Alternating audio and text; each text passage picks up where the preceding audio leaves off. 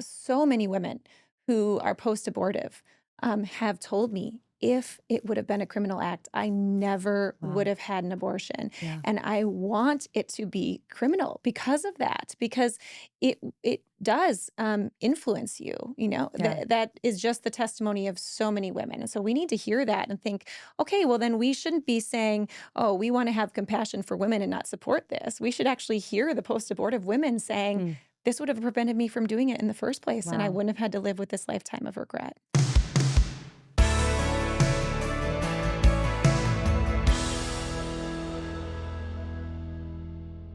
Well, hey everyone, welcome to the show. I'm Alisa Childers. This is the Alisa Childers podcast. And as you can see, I am not in my normal podcast studio.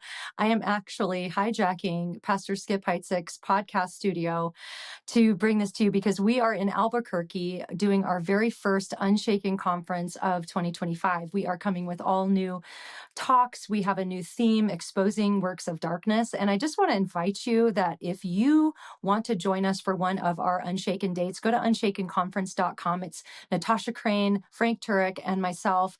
And we are just doing our best to really equip the church on how to be a genuine, real Christian in this culture that is bringing the culture war really to us. It's not that Christians go out and promote a culture war, it's that it's come to our door. And so we're hoping to really equip you. We're having a great time here in Albuquerque. I just finished my first talk. Natasha is out on stage right now giving her talk. And I talked about what time it is. What is our cultural moment? And then Natasha is talking about persevering as salt and light in a culture like the one we live in today. So if that sounds interesting to you, we'd love to invite you to come out. We're going to be next in Honolulu, Hawaii, and that is going to be in May. And we're also coming to the Dallas area and also Southern California. So register for any of those by going to unshakenconference.com. We would love to see you there.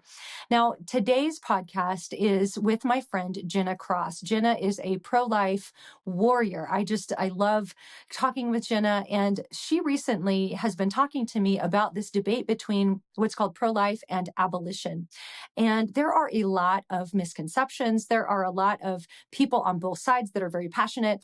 And so we just sat down and had a conversation about where Ginna is landing with this. And then I had some questions. And I think you're going to find it interesting. No matter which side you land on, my hope and my prayer is that we can all work together to end abortion, because I think that is the goal. That is the heart behind everyone who is speaking up for the unborn and trying to protect the unborn in our country. So here is my friend Ginna Cross. Well, Jenna, you're new to Tennessee, which is really cool because the Lord connected us in a unique, kind of fun way. And we're going to tell that story in a minute. But I want first for you to share how you got interested in the pro-life cause and where that passion came from. And of course, you've been on the podcast before. And for anybody who hasn't seen that episode, I want to strongly recommend you go back in the archives and watch my episode with Jenna, because she responded to several really common claims against the pro-life movement from our culture, and just did, by the way, a phenomenal job with that. So what did give you the passion? Has this always been a lifelong passion or something new? Well, thanks, Alisa, for having me back. It's a joy to be with you in studio today. And yeah, it has been a lifelong passion. My parents raised me as a Christian and taught me from a young age the value of life. And so when I first heard about what abortion was, I remember just being appalled and Yeah. thinking, how can this be? Children are amazing. From a youngest age, I was praying for a sister, praying for a sister. That's all I wanted as a young child, and the Lord answered that prayer when I was 9. And so seeing her, growing up and just that whole process, it just helped me to realize the value of life. And so there were different times and seasons where it would be more of a priority. I remember doing speeches on it in high school and college. And then after I was married and had children, we were really, my husband and I, just broken about it around 2016. In the lead up to the election, a big topic was the Supreme Court makeup and what that could potentially mean for the unborn. And so that was a time when we just thought we need to do something more. And so we just started gathering once a month with people from our church to pray, and just to pray that the Lord would save lives and would end this Holocaust of abortion in our country ultimately. And so through that, began getting getting more involved in our local pregnancy clinic, was asked to join the board in 2018. And through that process, my husband and I ended up stepping in as the directors in 2021 of that organization. So it was never something that we thought would be, the our mission of our life was to see this come to an end, but it just was something the Lord gripped us with, and Mm. it has been an absolute joy to be able to be a part of seeing lives saved, seeing women and families reached with the gospel, and seeing what devastation Yeah. abortion does wreak. It just wreaks so much havoc in their lives, and obviously, every abortion ends the life of an innocent human being. And so, it's something that we believe every Christian should be involved in some way Yeah. or the other. Not everyone's going to be called to it in the way that we are, but there are things that every Christian can do to work towards bringing justice for the preborn. Right. I even recommend people at least just go tour your Yeah. local pregnancy center, because that can be such an amazing experience connecting with the people and really getting to understand what they do, because there are so many false narratives out there, as you're well aware, Yes. where the pro-choice culture, the, abortion advocates would have you think that the pregnancy centers are fake centers or something like that. But obviously you're on the front lines of this work, but God brought you to Tennessee, and I want you to tell the story of how we connected, because I think we kept in touch a little bit after you were on the podcast by text here and there. But then tell the story, because it's really cool. It was kind of surprising for both of us. It was. So as of a year ago, we didn't even know we were going to be moving to Tennessee. It was very quick the way the Lord brought about the circumstances for us moving. It was very clear. We knew we were to move, but it was not something that we had intended to do. So it was a hard time for our family. And yes, we'd stayed in touch just a little bit, but I did not know that you lived here. Certainly didn't know that you lived in the same city where we were moving. And Yeah. so we moved down. Of course, that's a whirlwind. We have 6 children, and it's just, moving several states away.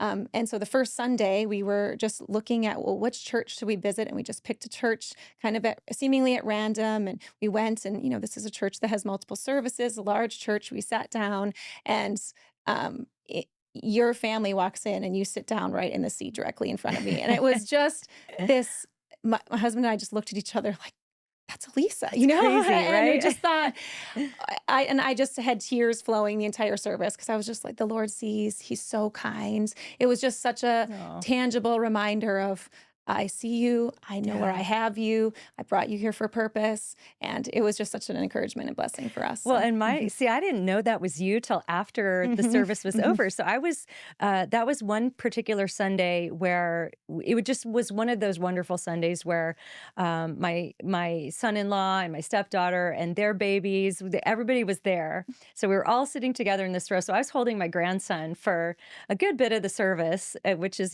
grandma's rights. It's so great. And I could tell that somebody behind him was sort of, entertaining him throughout the service. And then I turn around at the end and it's Ginna. I was like, what on earth? And that was just the coolest thing. And I remember that it was a holiday. It was the weekend Yeah, of it. Was it Labor Labor Day? Day. Labor Mhm. Day. And so I was like, well, why don't you guys come over for Labor Day? And then you're like, well, there's like a lot of other people that have come. And I'm like, you know what? Does everybody You want to were come? so great. We had like how many, like Yes, 30 people at yes. our house for Labor Day. And it was so fun. Mhm. And it was just so sweet for kind of your first, I don't know, your first week Yeah. even, I think even Mhm. being in town, that we got to have you out at the house and the kids all played with the chickens, and super fun. Such a great memory for Yes. us as well. And Mhm. so I know the Lord has just kind of knit our hearts together on Yeah. this topic. And so today we're going to be talking about something that is potentially inflammatory. It always It was is. for me, and learning from you, it kind of was for you as well. And that's the issue of pro-life versus abolition. And so I'll tell my side of the story. So I remember getting a text from you not too long ago, where you were just basically, we were going to connect for lunch or something. And you said, by the way, I've kind of come around to this abolition view.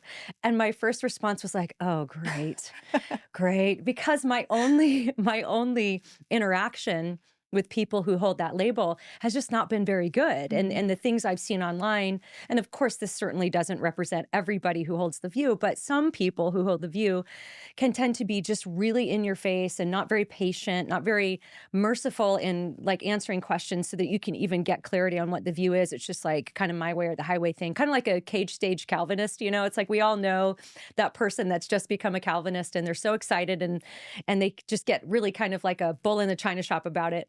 And so that was kind of my view, but I know you're not that way. So that's what I was like, well, actually that this might be really cool because I can probably ask some of the questions that I have about that because I had a very negative perception of that view. And I pretty much, if I'm really honest, thought that I just kind of wrote it off because I Mhm. thought, well, I don't see how that could be. And so I want you to define those terms before we even get into this, because then when we met for lunch, it was like, oh, this makes so much sense. I feel like a lot of people, like we all agree, and it might be labels that are separating us, or maybe perceptions of what baggage is attached to the label. So I want to kind of redo that conversation because I remember thinking we should do this on the podcast so people can hear this conversation. But let's start by defining terms. So when people have asked me, are you an abolitionist? The first thing I always say is, I want abortion to be abolished. Absolutely. But I understand that there are some views within the abolition world that I may not hold to. And so, can you explain what those are? Like, what is the difference between the just traditional pro life view and the abolition view? Sure. So, yeah, there are definitely some major areas of overlap and agreement. And so, the areas that would be distinct for the most part, and there's different people that fall into different camps, within these views, but how an abolitionist would see things, where they would differ from kind of the mainstream pro life view. The first thing would be the abolitionists would want laws that provide equal protection and equal justice for the preborn, meaning that there aren't caveats written into the laws giving kind of special murder rights to a certain class of people. Up to now, all the pro life laws that have been written to ban abortion except for mothers. Mothers have gotten a exemption in every single one.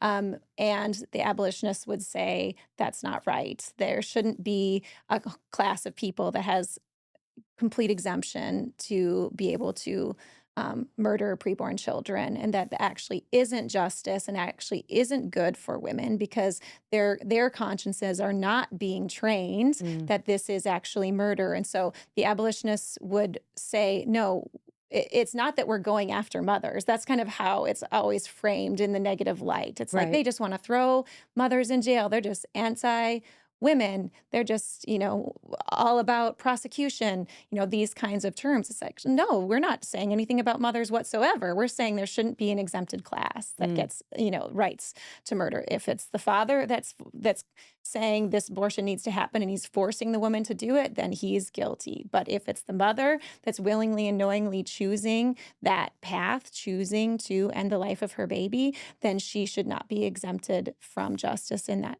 mhm. case either. So that's the first key distinction. The second one is that abolitionists would say it's not good or right um, to pass bills that actually allow some abortions to happen. So this would be, some would say it's incrementalism versus immediatism, but the abolitionist view actually also is incremental because we would say, well, it's going to happen bit by bit. You're going to pass a law in one state and then in another state and another state. But where we wouldn't support incrementalism is when we're saying, okay, well, let's have a law that bans abortions after a baby can feel pain, and but before a baby can feel pain, it allows for it. What we would say is actually that's injustice. That's an unequal weight and measure, which the Bible prohibits, because you are actually saying, well, we're okay with babies being murdered before this, and so we can get into more of the Yeah, yeah. discussions around that because I know a lot of people will well intentioned. This was my big kind of oh, I don't know. I just think we should take whatever we can get Sure. on hand.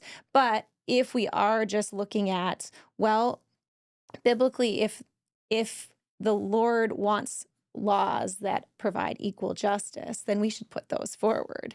And now what we're seeing is people are taking the much more less extreme, I guess is how they would probably say it. Law legislators will take whatever you can give them. So if pro-lifers are okay with them passing a heartbeat law instead of an equal justice law, they'll pass the heartbeat law because that's less extreme. They don't have to stick their neck on the line quite as much for that one. But then what that does is it trains the conscience that, okay, well, really, life is only valuable after there's a heartbeat. But that's not true. Life is valuable at the moment of conception. And so we should be putting forward laws that would provide that education that we, because now a lot of times conservatives are okay with, okay, well, if we get 12 weeks, that's pretty good, but no, then we're just, again, it's arbitrary. It's based on, Yeah. size and gestation and not based on God's word, which is they're valuable from conception. So those are kind of the two Yeah, yeah. big And distinction we'll points. dig Yeah. into like some of the Yeah. questions. And I'm still thinking this through, Hmm. as you know, I really haven't adopted. I would have called myself an incrementalist, and I think you did too Yeah. previously. And I think at this point, you've given me enough to think about that. I'm just sort of like, I don't know if I would take a label at this point. But everything you're saying makes a lot of sense, especially after I ask some clarifying questions that I think people probably have. So let's just start, first of all, with the criminalization of it, because I was really personally against that in the beginning because I realized too that I wasn't thinking biblically about it, because I was thinking, well, first of all, the image that comes, I think, into a lot of people's minds is some 14-year-old little girl that is maybe raped, and her parents bring her to an abortion clinic, and like, are you going to throw the little 14-year-old in jail? So that would be like the first question we could talk about is, I think I also had that in my mind as the person who goes and gets an abortion. But when you really look at a lot of the people, like, shout your abortion, I mean, these people are proud of what they're doing. Hmm. They're extremely celebratory of, even sometimes some of them even calling it murder. Yeah, baby murder. I mean, I'm down for baby murder. And um, you can't really distinguish, like, well, if they really, don't want to, but do it anyway, we have a different law for them than, but what about the 14-year-old girl I think everybody would agree is a victim in this situation. Yes, great question. Well, I think that the key thing to know is that we're not looking for a new kind of laws to be made. We already have a justice system that looks at all of these factors. So Right. when there is a situation like a young girl who is pregnant and her parents are taking her to get an abortion, the justice system is going to look at that and look at her age and look at the factors around it. And we also have a justice system that says you're innocent until you're proven guilty. So there are many steps that need to happen in order for a jury of your peers to say beyond a reasonable doubt you are guilty of murder. There's a long road. So I think that people think up these ideas in their mind as just, well, I wouldn't want that to happen, so maybe we shouldn't do this at all. But our justice system, for any minor, is going to that commits any crime, even if she did and fully intend to do it, and knew what she was doing and fully intended to do it. They're still going to look at her age and take that factor into consideration Sure. when deciding how to handle that. So Yeah. Well, and that's I even think about, like, you have a situation where a kid goes to the mall and gets pressured by the friend to shoplift a necklace or something. Mhm. Um, Obviously, the cops are going to take into account their age, and even Absolutely. to decide whether or not they're even going to bring them in or just give them a little scare or something. Mhm. Like, I know people that's happened to. Mhm. And I think what people, and like what I was thinking was, well, I don't think I would want a little 14-year-old to go to jail, but the little 14-year-old is really a distraction, because the most of the people It who are is. getting abortions, they know what they're doing. It's convenience, or it's there. A lot of people now, especially, are just using it as birth control. It's not like even a last resort. Not that that would make it any less evil, but Right.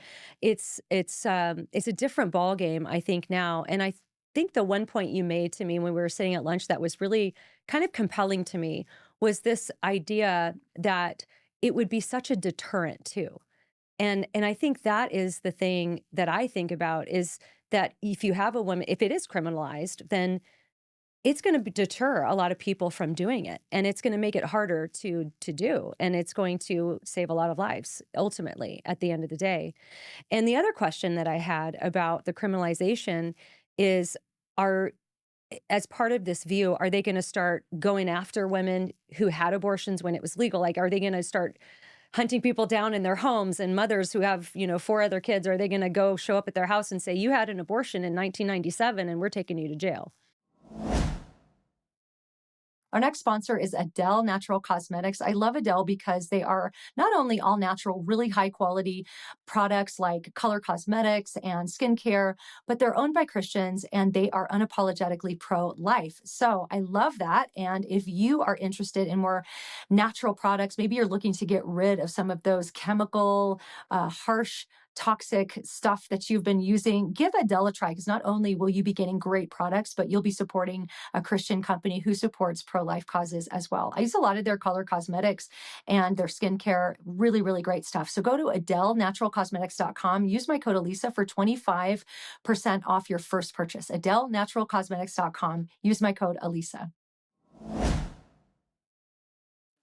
Right. This is something that's very commonly heard as a reason to be against this. And it's absolutely not true that abolitionists want to jail women that have had abortions in the past. It's actually written into our Constitution that neither the federal government nor state governments can pass a law.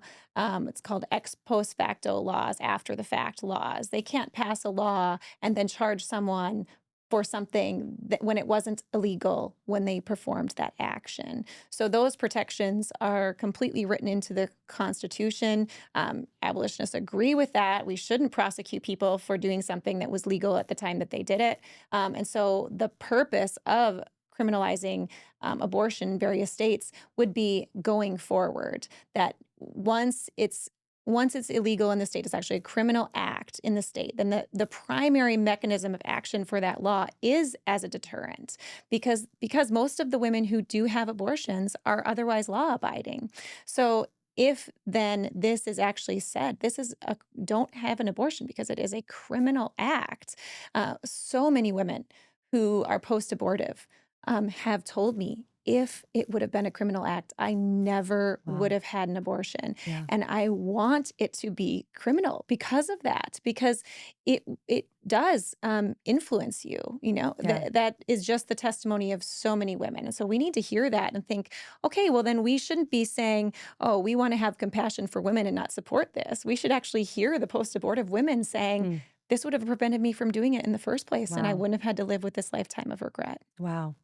I think the thing that was convicting for me as well and really compelling was the idea that to withhold that, or like you said, to make a special category of lawbreaker, Hmm. essentially, is in many ways to really see women as a victim rather than responsible agents, which really has theological implications when you think about defining sin and repentance. Because if we're saying, well, you're just a victim, then ultimately, and maybe this is implicit, but in a way, you're almost robbing them of the opportunity to feel the weight of the sin and to be able to lead them to repentance, which is repentance unto life.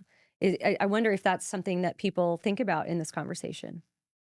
Right. So if someone said to me, I was raped, I would say to them, you're a victim. You are not at fault. We need to get you help, care. And that is a different category to when you have actually chosen to do something. And I think that it's well intentioned to say, oh, they're a second victim of abortion. I know what people Yeah. mean when they say that. I used to think that myself. What I meant was, oh, they're struggling and they suffer when they have abortions, because that is the And they've truth. been We lied see, to. and They they've been have been lied lied to. to. Yeah. Yes.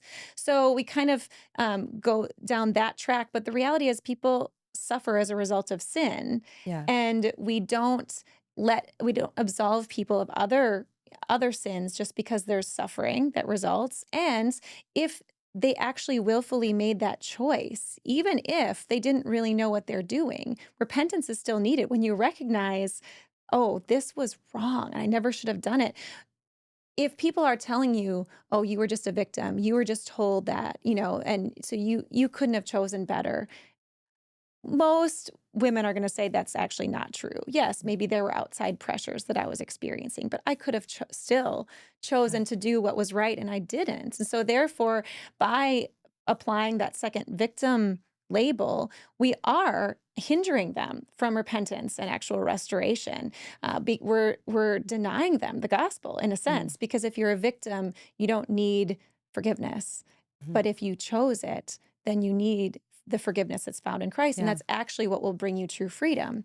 Right. And so, by kind of providing worldly answers instead, we're really hindering what is actually the best that these women Yeah. need to hear. They need to hear the truth. And yes, it can be painful, but it's the best possible thing to know that Christ came for this. He came to forgive murder. He came to forgive the sin of Right. murder and set you free. Right. Right. That's good. I've heard you say it's like an infantilizing of women. Hmm. Yeah.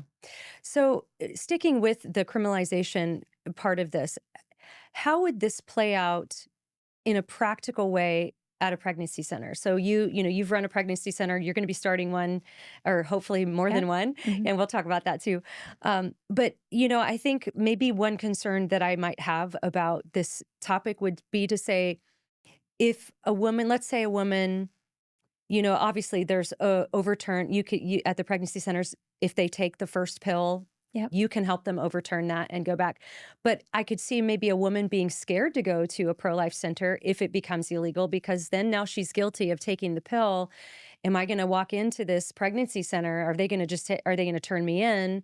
Hmm. How might that, or even a post-abortive woman or a woman thinking about abortion, Hmm. how that would relate with, I'm sympathetic to the pregnancy center people that I know that might feel like criminalizing it is going to add a layer of complication for their ability to minister to women who need help when they come in. Just would love your thoughts on that.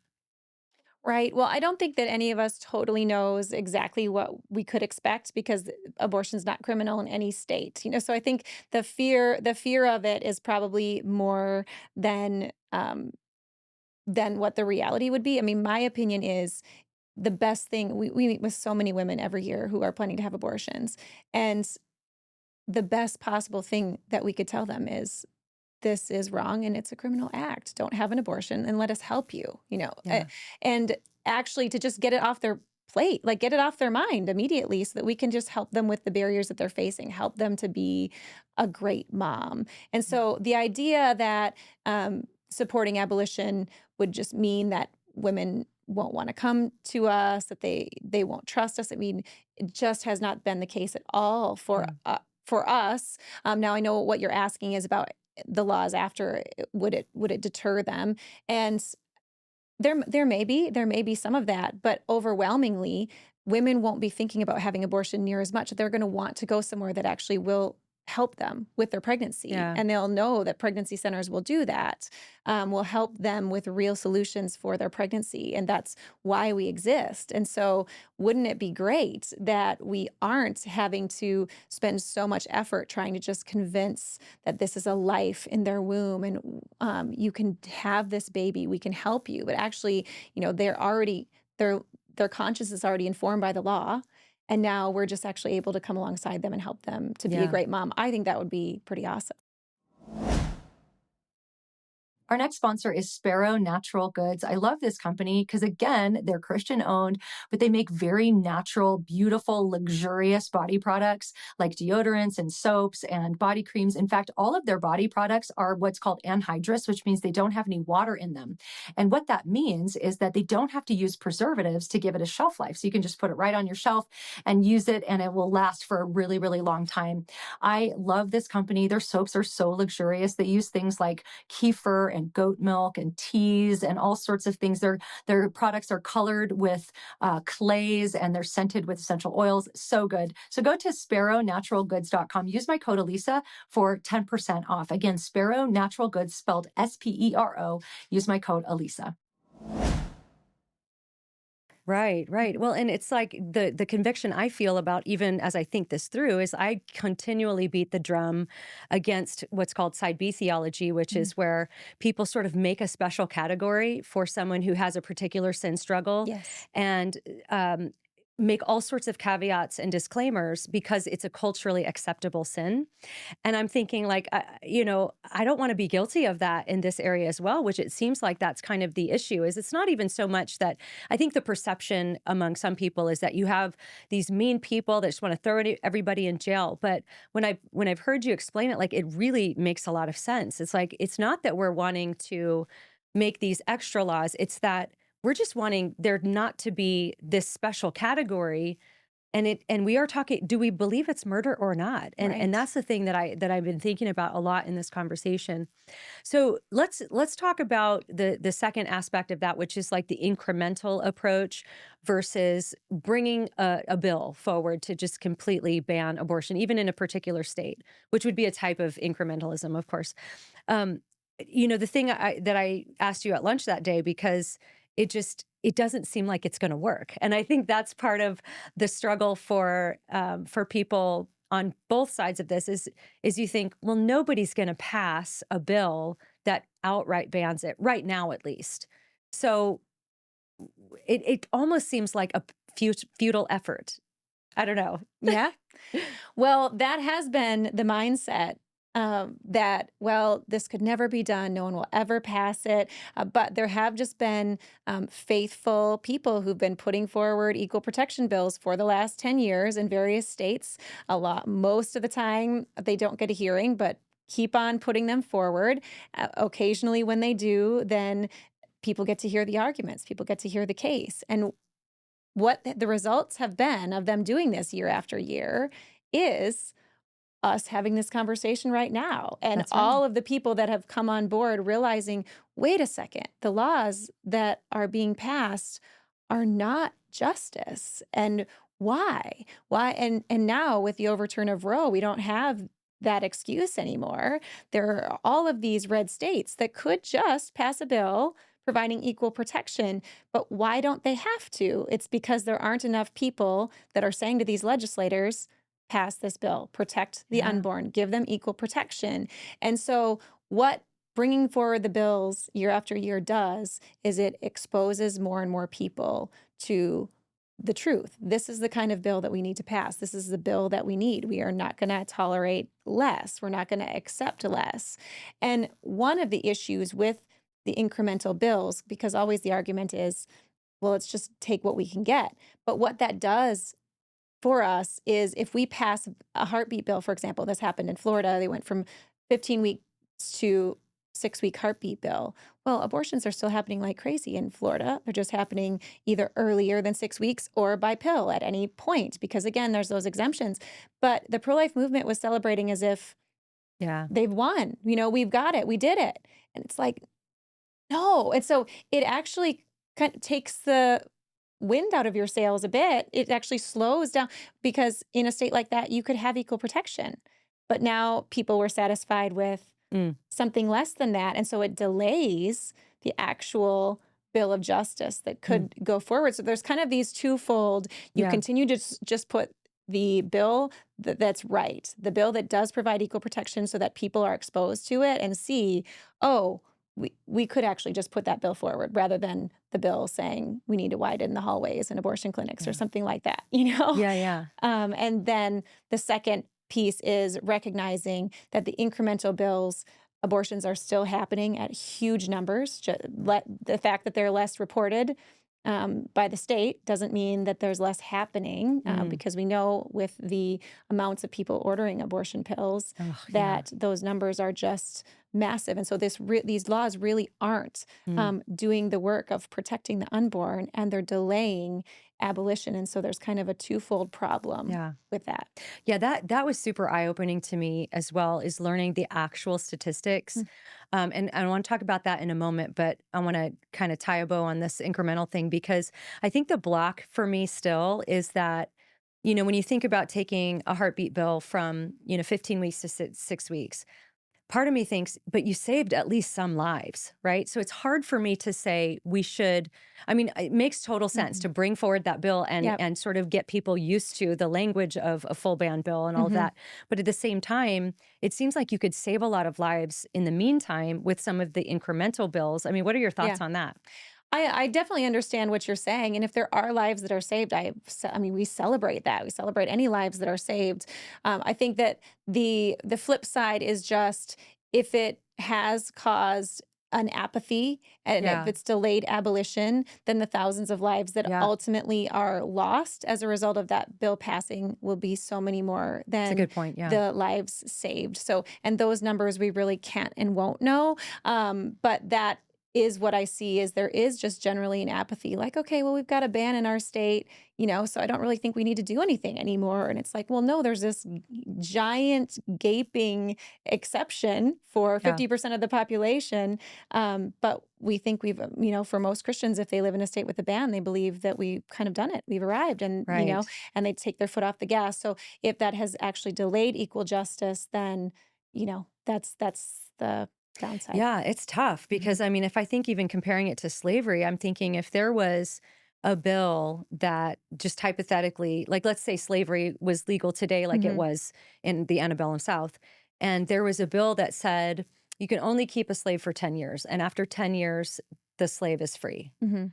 It'd be really hard to be against that, Mhm. because you're thinking, well, think about all the people who would have freedom but I see the point, like, that Mhm. could delay the full abolition. I mean, is Mhm. it possible to do a bit of both, or do they contradict each other too much? Do you kinda have to choose one or the other? What do you think? Well, ultimately, the main reason to not support the heartbeat bills and various bills like that is because you are actually saying I support a bill where some people can be murdered, Okay. and so that's the crux of it in my view, and the abolitionist view would be that supporting that isn't biblical, and therefore we shouldn't look at the pragmatics. We should actually look at just what is right before God to do. Mhm. And now seeing some of the side effects of thinking in a more pragmatic manner, it's like, okay, well, this is why God says, like, I Yeah. despise unequal weights and measures. And so I think that that's the key. Even in your example, it's like, okay, well, yeah, you could support that on one hand, but if you've got a group over here saying just ban it altogether, like if we can just get Yeah. all the Christians in this nation to say we want it banned, then they'll ban it. So I Mhm. think that that's the real push is we can get these bills passed every year that we're seeing progress in that we're seeing more legislators stand up and put their names on bills. There's bills right now that have very exciting progress. So this year especially, we're seeing the momentum. We're seeing this is going to happen. And so we just need to be saying, no, there's absolutely no reason in these red states to be supporting incremental legislation Yeah. because we can get equal justice. And Well, and I wanna talk about the actual statistics because this kind of blew my mind because I've seen and probably even liked posts Mhm. from pro-life organizations that say, Tennessee, we live in Tennessee. Tennessee is now abortion free. There's no Yep. abortion in Tennessee, when in reality, am I wrong to say there's actually been more abortions in Tennessee since Roe was overturned? That blew my mind because I didn't realize. I mean, I sort of vaguely understood that people can order these pills online and they can get them even in states that have bans. And it's actually and there's an issue with reporting as well. So talk about that because that absolutely blew my mind, and it's kind of depressing if you think Yes. about it. It is, and you're right. It's not possible to get exact numbers, but based on abortion pill request estimates, it seems as though the estimated numbers, have actually gone up year over year since Yeah, Roe, it's even like in they've just found abortion ban another states. way Yes, around and it. the abortion industry was ready for the Roe overturn. They saw the only people that the pro life movement is interested in going after is the abortionist. So we will remove the abortionist from the equation, and we will Oh, prepare to ship pills right to the homes of women. And even in states that say, okay, well, you can't ship abortion pills, or physicians can't sign for pills there. They have international organizations that with physicians that are international where they're ready to ship the pills. You don't have to prove that you're pregnant. You don't have to prove yeah. how far along you are. In a state with an abortion ban like Tennessee, or a supposed abortion ban, we can order pills and have them to our homes in a Oh, I couple of did that yeah, after yeah, our lunch. I yeah, went home yeah. and I Googled, I want to get Hmm. an abortion in Yep. Tennessee. It took me Mhm. right to the website. I could just press the button and order the pill today. That's right. So It's crazy. there really aren't any answers for this from the pro-life movement. How are we going to stop this? It's the same answers that we've been hearing. Oh, well, we just have to, stop the abortion, close the abortion clinics, and stop the pills. And like, no, you can't. That's it's the same kind of as ironically as the gun control thing. It's like, Hmm. oh well, guns kill people. It's not like, no, people kill people. Yeah. Abortion pills kill people. No, it's someone is actually ordering, opening, Yeah. taking that Hmm. pill. And so that's the behavior that needs to be stopped. And Yeah. that's the behavior that needs to be addressed with our laws if we actually want to see it be banned. But we, as Christian people who are pro life, we need to acknowledge there are no states that are abortion free. That is Yeah. not the truth. And that's very much what we wanted. I mean, I said that too, right Yeah. after the Roe overturn. Okay, Wisconsin is abortion free. We had our an old law that immediately went back into existence that closed our abortion clinics in our state, and we saw just as many women the following year who were planning to have abortions, and they were Wow. much more motivated to do so. Very, much more of a kind of dark. I'm going to do this because it's my right. I'm going to have this abortion. That was a very interesting kind of shift that Hmm. we saw, and it's because um, our laws have not adequately informed Mm. the conscience in our nation. Yeah.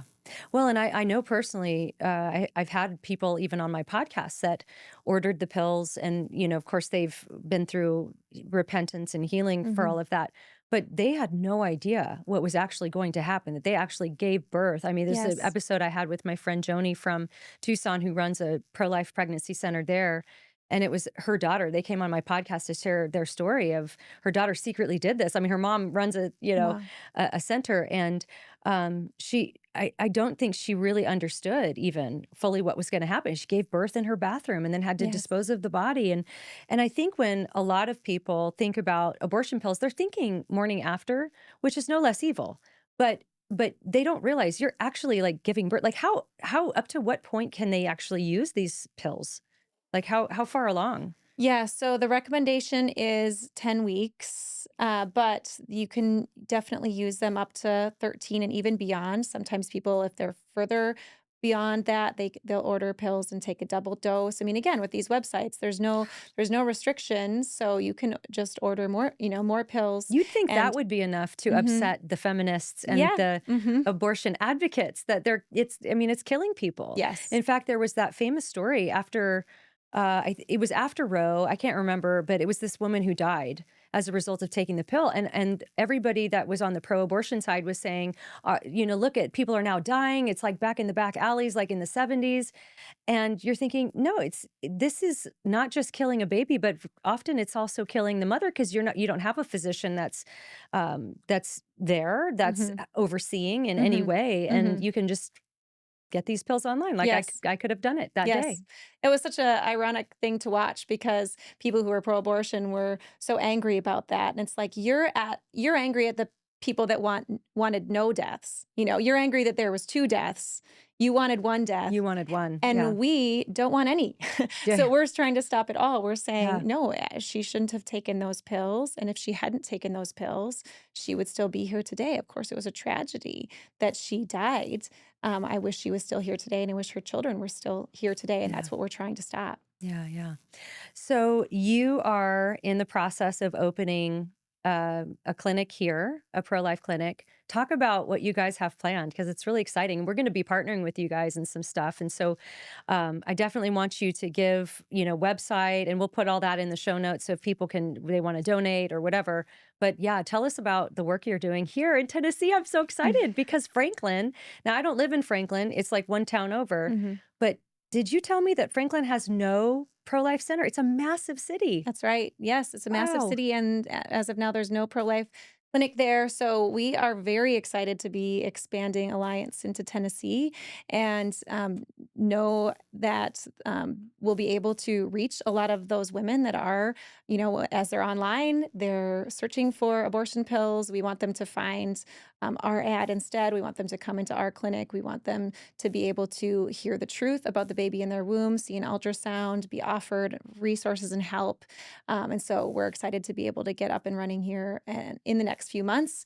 And our ultimate aim is to build a pregnancy clinic network that would be nationwide. We want to build a clinic brand that will develop name recognition, that people will know the quality of reproductive care that they'll receive when they come to us. We provide a lot of various services in addition to the pregnancy testing and ultrasound. We provide prenatal care to 20 weeks in our clinics because when a client chooses life, they're so vulnerable still. Hmm. They can decide in a moment, yes, I'm going to have this baby. And then, depending on the circumstances of life or the various pressures they're experiencing, they can go right back to um, thinking, oh, yeah, I'm going to have an abortion again the next day or the next week, or they're so vulnerable, especially during that first 20 weeks. So we want to be able to provide that really life affirming care, give prenatal care that's extensive, where they can spend an hour with the provider, asking all their questions, learning. A lot of these women haven't really had that training to understand what's going on in their bodies and Hmm. be able to ask all of the questions that are on their mind, and for someone to be able to just love them,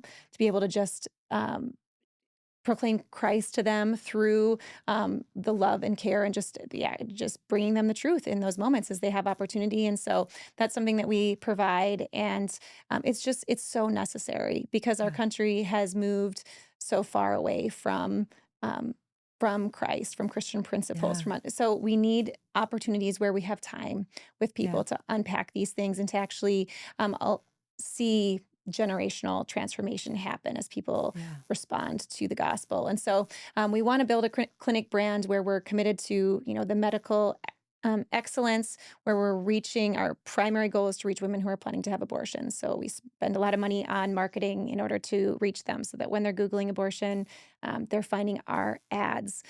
So one by one, we're looking to add clinic locations. Our goal is 30 clinics by 2030. And That's so so great. yeah. What's the website where people like, can they donate there Hmm. or Yep. become partners in some way? Absolutely. Our website is alliancefamilyservices.org. Awesome.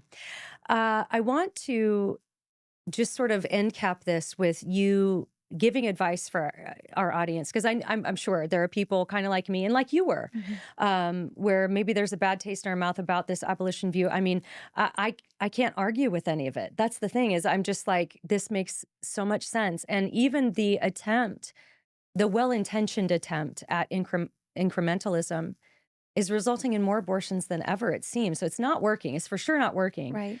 And I like the idea of let's just keep getting this into the conscience of people and presenting this as like, this is what we want. This is the ultimate end goal that we want.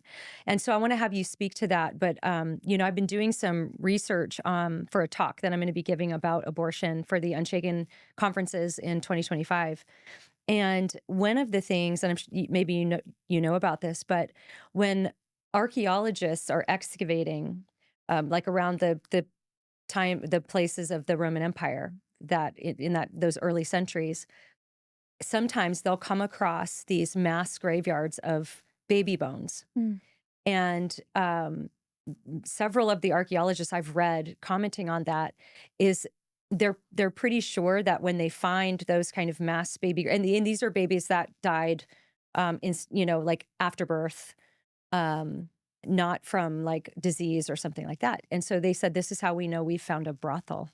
Wow. And that to me is just like, nothing changes, right? There is nothing new under the sun. We think that today, like, it's so funny, in one of these articles it said, infant death was less shocking then than it is now. And I was thinking, but is it really, is it less shocking now? Because I don't think it's any less shocking now. I mean, we I don't know how many babies died in the Roman Empire to exposure and abortion. They had abortion then, they had chemical abortions. um I don't know the comparison, but I can't imagine that we aren't just killing it. Like, we Yeah. are way Right. above them. Yes. And yet it's, in a lot of people's minds, considered not that bad. Like, we don't Mhm. actually see it as what it is. And I think back, like I think fast forward when, if the Lord tarries and 2,000 years from now, they're excavating Franklin, Tennessee, if they're not going to find, we do find Yeah. that in the dumpsters Mhm. behind Planned Parenthoods and in other places. So this is a serious issue. And I think that I really appreciate you coming on to talk about it, because I think it's something that all of us need to think about. I think I'd love for there to be like a bridge between pro-life and abolition, because I really do think we all agree. Yes. And Mhm. maybe we just haven't thought it all the way through, or haven't, I don't know, gotten on the same page with how to go about legislation. But I'm really thankful for you taking the time, even with me at lunch, to kind of explain all these things and answer all my questions. And I'm sure there are many more that people can put in the comments, but I'm just going to leave it to you for some final words. Like, what would you encourage the church to think about as they're thinking through? Because there is so much. Just I hate the what I think is very unnecessary attacks from the sides.